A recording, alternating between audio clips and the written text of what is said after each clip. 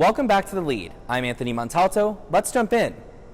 We're talking about lighting up the season. Election season and the holiday season, to be exact. Mail-in ballots continue to be counted in multiple states. There were some shifts in Florida's voting pattern. All the numbers may be a lot to process, but a Gainesville Park's Christmas light display could help make the waiting game a bit more merry and bright. In Florida, thousands of mail-in ballots were rejected. Going into Election Day, those numbers worried Democrats. And in previous elections, those rejections impacted some North Central Florida voters, including Gainesville Independent Monica Thomas and St. Cloud Republican Edward Palkovic. Their ballots had been rejected 5 and 10 times in the past decade, respectively, both for missing or mismatched signatures. Despite all the mishaps, both voters' ballots were accepted this election. For more on this story and for more news that matters to you, it's all just a click away at WUFT.org. As election results continue to be confirmed in this nail-biter of an election, The Lead's Chris Will has some of the latest statistics. While confirmation of votes is set to take place November 17th in states like Florida, stats like voter turnout are already at a record high nationwide. Let me break it down for you. As the final polls closed around the country at 1 a.m. Eastern Time on election night, some of the numbers were immediately shocking. To start, the nation showed up to the polls with over 143 million votes, a number that is projected to be 66% of the voter-eligible population, the highest since 1960. As we take a closer look at Florida, a state that remained red in 2020, over 51% of voters picked President Donald Trump, a result that came after Miami-Dade shifted heavily from 2016 when then Democratic nominee Hillary Clinton won by 30 points to Biden's 9-point victory this year. Even here in Alachua County, we saw record voting, with 143,622 ballots being cast this year, a number that places voter turnout at just over 75%. With much still left to be decided and various lawsuits and recounts set to take place, the selection is far from complete, but America certainly showed up and made their voices heard. For The Lead, I'm Chris Will. Gainesville is prepping for the holidays with Christmas lights that were recently added to Depot Park. The Lead's Daniela Savares took a visit to see the display. The Christmas lights at Depot Park allow the community to kick back and get into the holiday spirit. Residents say that just being at the park makes them happy.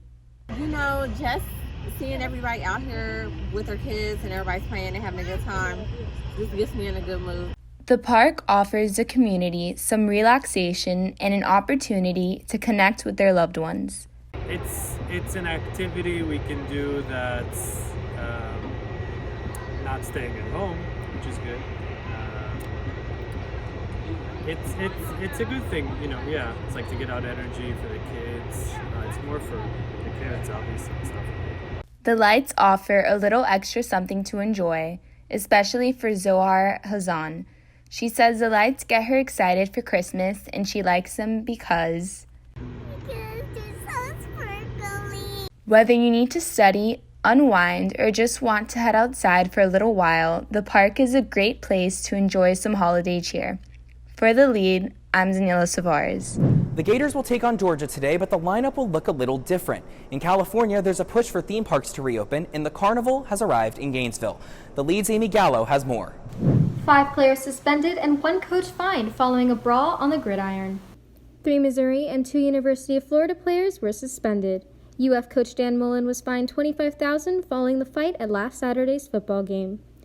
UF quarterback Kyle Trask was hit by Mizzou defensive lineman Trajan Jeffcoat. Mullen ran onto the field, and shortly after, the fight broke out.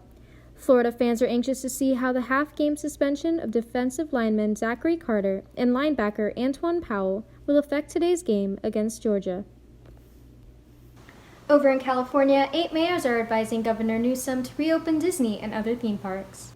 Walt Disney World reopened just 116 days after closing its doors for the COVID-19 pandemic, Disneyland has remained closed since March. Under the current state guidelines, it could take months to reach a lower rate of coronavirus cases that would allow theme parks to open at 25% capacity.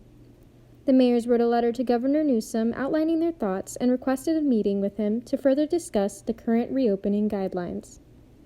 If you're looking for some family fun this weekend, the Oaks Mall Carnival is now open. Admission and parking is free, and an unlimited ride wristband is available for $30 on site. The carnival will run until November 15th. Social distancing guidelines and masks will be enforced. For more information, please head to dreamlandamusements.com. For The Lead, I'm Amy Gallo. That's it for this episode of The Lead. I'm Anthony Montalto. Remember, more news is just a click away at WUFT.org. Thanks for watching.